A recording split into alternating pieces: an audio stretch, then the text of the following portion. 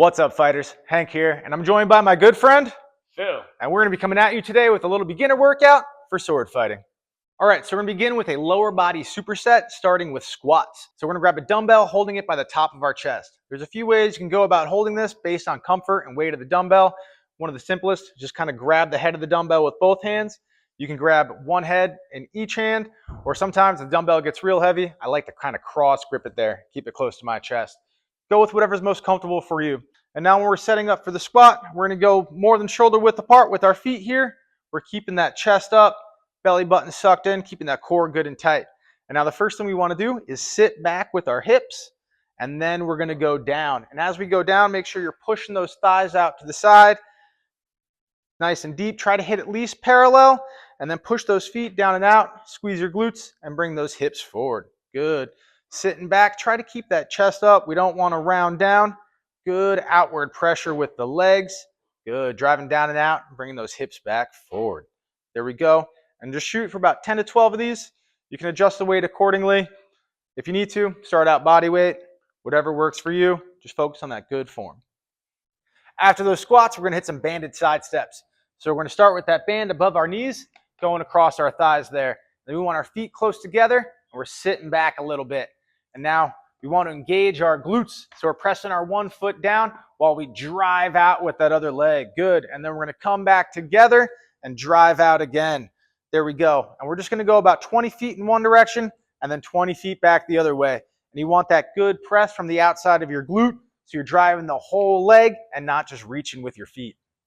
All right, so we're going to do an upper body superset now, starting with an incline dumbbell bench. So setting up for this, we want to sit, get that chest up and out. And now we're going to lean back, keeping those shoulder blades squeezed together. Take your feet, use them to push your back into the bench, sucking that belly button down. And then line your hands up or your knuckles with the bottom of your chest here. Get a nice deep breath in and drive those knuckles up. There we go. Get a nice squeeze at the top and then pull your elbows down to bring those dumbbells down. Good. There we go. You don't need to clack the dumbbells together. We want to focus on just driving those knuckles straight up and really engaging the chest. And we're just going to shoot for about 12 reps here, focusing on that kind of good form. Get that nice stretch across and then drive those knuckles up. So after the incline bench, we're going to hit some dumbbell skull crushers. The setup's pretty similar. We're just laying back, making sure we're keeping that chest up, shoulder blades squeezed together nice and tight, driving those feet into the ground. And then we're going to press those dumbbells up, keeping those palms facing in. And now we're just going to bend at the elbow, trying to get that dumbbell to touch the top of your shoulder, and then extending back up. Good. Keep this nice and controlled. You don't want to kind of bring too much momentum in it. We're not swinging these back and forth. You want to just try to get those dumbbells, touch your shoulder, squeeze the tricep, and bring them back up. And we're just looking to get about 12 to 15 reps here. Just be careful. Don't actually crush your skull. Nice and controlled. All right, next we're going to do a back superset, starting out with a 2-arm row. If you're feeling good, you can do this on your own. Starting out, though, use a bench. So we're going to go chest down on that bench. Active toes. We're using our toes to press ourselves into the bench. And then we're going to take a dumbbell in each hand. And again, just good tight grips with those hands, focusing on those elbows. We're driving our elbows back and up, trying to get our hands towards our pockets. And then we're good tight grips. Drive back and up, kind of squeeze your shoulder blades together here. At the top of this, you can even try to pinch those elbows in to get a bit more of a squeeze in your back. And then we're just going to go for about 12 reps on these. After the rows, we're going to hit some face pulls. So we want to grab a rope attachment with our fingers up and palms in. And now we want to focus on driving our thumbs and elbows back, kind of pulling that rope apart as we bring the rope towards our kind of chin and neck area. And then we're just going to go back forward. Good. And we want to get that nice squeeze in our upper back here. We're looking to feel this kind of right behind our shoulders.